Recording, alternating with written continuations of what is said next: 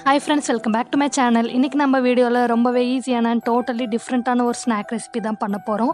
நைட்டுக்கு சப்பாத்திக்கு மாவு பிசைஞ்சிருக்கீங்களா? அப்ப அந்த மாவே போதுங்க இந்த ஸ்நாக் ரெடி பண்ணிடலாம். இல்ல ஒருவேளை காலையில சப்பாத்தி பூரி போட்டு மாவு மிதிர்ச்சா அப்பயும் பரவாயில்ல, உடனடியாக அந்த ஸ்நாக் செஞ்சிருங்க.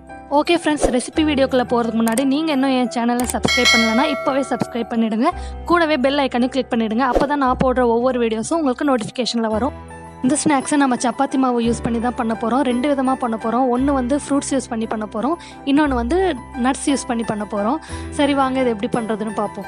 இன்றைக்கி நைட்டு வந்து நான் 2 பேருக்கு சப்பாத்தி போட போகிறேன். ஸோ அதுலேயே தான் நான் வந்து இந்த ஸ்நாக்ஸ் பண்ண போகிறேன். தேவையான அளவு கோதுமை மாவு எடுத்துக்கலாம். இதுக்கு தேவையான அளவு உப்பு, கொஞ்சமாக நெய் போட்டு ஃபஸ்ட்டு இது எல்லாத்தையும் மிக்ஸ் பண்ணி விட்டுக்கலாம். இப்போது கொஞ்சம் கொஞ்சமாக தண்ணி ஆட் பண்ணிவிட்டு சப்பாத்திக்கு பிசைகிற மாதிரியே மாவு பிசைஞ்சிக்கலாம். இப்போது நம்மளுக்கு மாவு ரெடி ஆயாச்சு.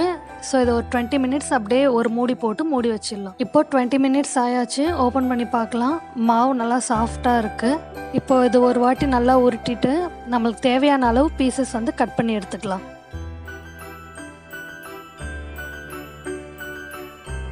ஓகே, இப்போ இந்த பீசஸ் எல்லாம் நம்ம ரவுண்டாக உருட்டி எடுத்துக்கலாம்.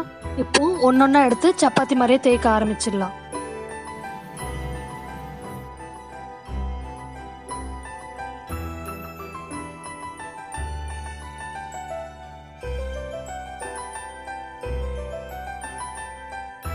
இப்போ நம்ம ஃபஸ்ட்டு ஸ்நாக் ஃப்ரூட் வச்சு பண்ண போகிறோம். அதுக்காக நான் ஒரு வாழைப்பழம் எடுத்திருக்கேன்.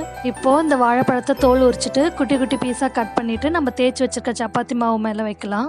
அடுத்து கொஞ்சமாக மிளகாய்த்தூள் ஆட் பண்ணிக்கலாம்.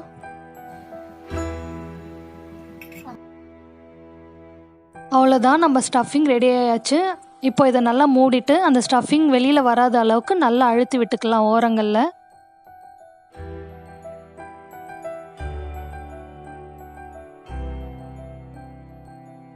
இப்போ நம்ம இதை வந்து ஆயிலில் டீப் ஃப்ரை பண்ண போகிறோம்.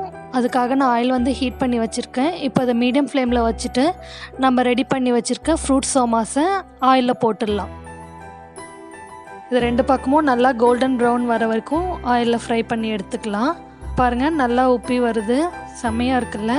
ஓகே, இது நல்லா ஃப்ரை ஆயாச்சு. இப்போ நம்ம இதை வெளியில் எடுத்துகிட்டு ஒரு பிளேட்டில் டிஷ்யூ பேப்பர் வச்சு அதில் வச்சிடலாம். எக்ஸஸ் ஆயில் வந்து அப்சர்வ் பண்ணட்டும்.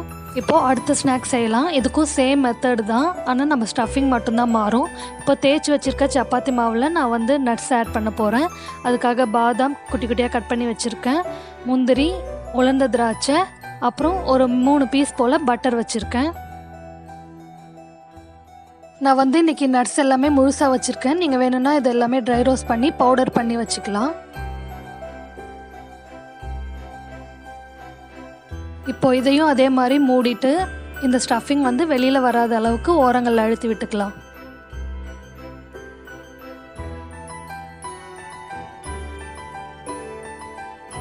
இப்போ இதையும் நல்லா ஆயிலில் டீப் ஃப்ரை பண்ணி எடுத்துடலாம். அவ்வளோதான், நம்மளோட ஸ்நாக்ஸ் ரெடி ஆயாச்சு. வெளியில் நல்லா மொறுமொறுன்னு இருக்குது, உள்ளே நல்லா சாஃப்டாக ஸ்வீட்டாக அந்த வாழைப்பழத்தோட ஸ்வீட்டு அப்புறம் அந்த மிளகாத்தூளோட காரம் ரெண்டும் மிக்ஸ் ஆகி செமையாக வந்திருக்கு. அப்புறம் இதில் அந்த நட்ஸ் கூட பட்டர் டேஸ்ட் செமையாக இருக்குங்க. யூஸ்வலாக சோமாஸ் வந்து மைதா மாவு யூஸ் பண்ணி பண்ணுவாங்க, ஆனால் நம்ம இன்றைக்கி ஹெல்த்தியாக கோதுமை மாவில் பண்ணியிருக்கோம். அது மட்டும் இல்லாமல் வாழைப்பழம், நட்ஸ், பட்டர் இதெல்லாம் சேர்த்துருக்கிறதுனால நம்ம வீட்டு குட்டீஸ்க்கெல்லாம் கண்டிப்பாக பிடிக்கும். நெக்ஸ்ட் டைம் சப்பாத்தி பண்ணும்போது இந்த ஸ்நாக்ஸ் வேணும்னு அடம்பிடிப்பாங்க. ஸோ கண்டிப்பாக நீங்கள் அதை ட்ரை பண்ணி பாருங்கள். எப்படி இருந்ததுன்னு கமெண்ட் பண்ணுங்கள். இந்த வீடியோ பிடிச்சிருந்தா லைக் பண்ணுங்கள், ஷேர் பண்ணுங்கள் அண்ட் மறக்காமல் சப்ஸ்கிரைப் பண்ணிடுங்க. கூடவே பெல் ஐக்கானு கிளிக் பண்ணிடுங்க. Then thank you. Bye from Deekshi's mom.